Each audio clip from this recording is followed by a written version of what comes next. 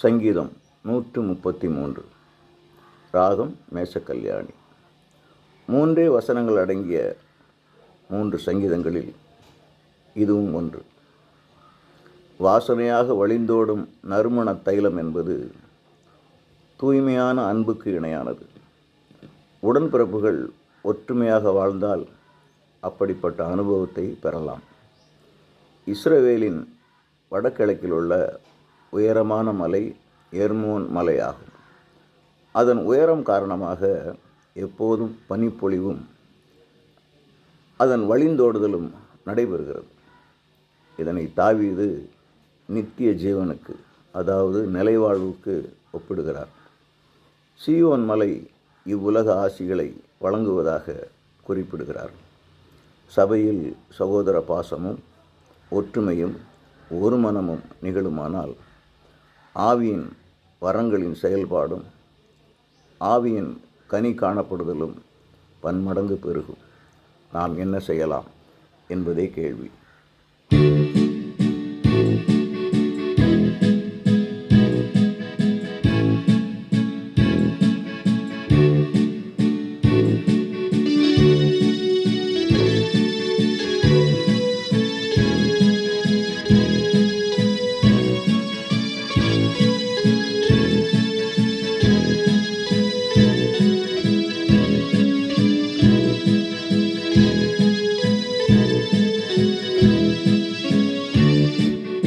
சகோதரர் ஒருமித்து வாழ்வது அது எத்தனை நன்மையும் இனிமையுமாகும்.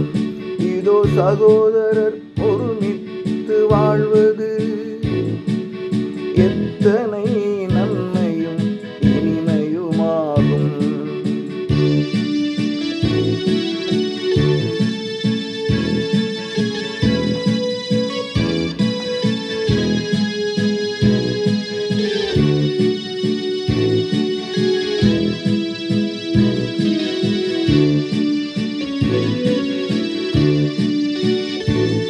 அது ஆரோனின் தலையில் ஊற்றப்பட்டு அவர் தாடியின் வழியாக ஒழுகி வந்து, அது ஆரோனின் தலையில் ஊற்றப்பட்டு அவர் தாடியின் வழியாக ஒழுகி வந்து அங்கிகளின் மேலே வடிந்திறங்கும் நறுமண தைலத்திற்கு இணையாகும். அங்கிகளின் மேலே வடிந்திறங்கும் நறுமண தைலத்திற்கு இணையாகும். இதோ சகோதரர் ஒருமித்து வாழ்வது எத்தனை நன்மையும் இனிமையுமாகும்.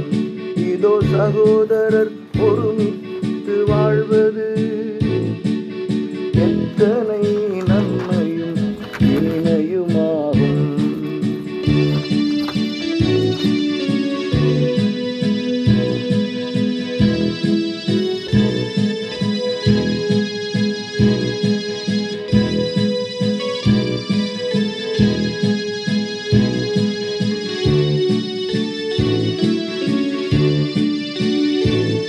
அது எர்மோனில் வழிந்தோடும் பனி போன்றது.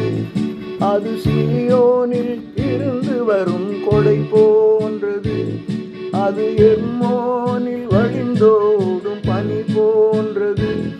அது சீயோனில் இருந்து வரும் கொடை போன்றது. என்றுமுள்ள நிலை வாழ்வு இறங்குதல் போல் இறைவனே அருள்மழையை பொழிவது போல், என்றுமுள்ள நிலை வாழ்வு இறங்குதல் போல் இறைவனே அருள்மழையை பொழிவது போல். இதோ சகோதரர் ஒருமித்து வாழ்வது எத்தனை நன்மையும் இனிமையுமாகும். இதோ சகோதரர்